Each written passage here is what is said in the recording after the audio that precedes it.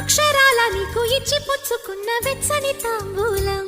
అది ముద్దుగా మారి బుగ్గన చేరిన పుష్యమి నక్షత్రం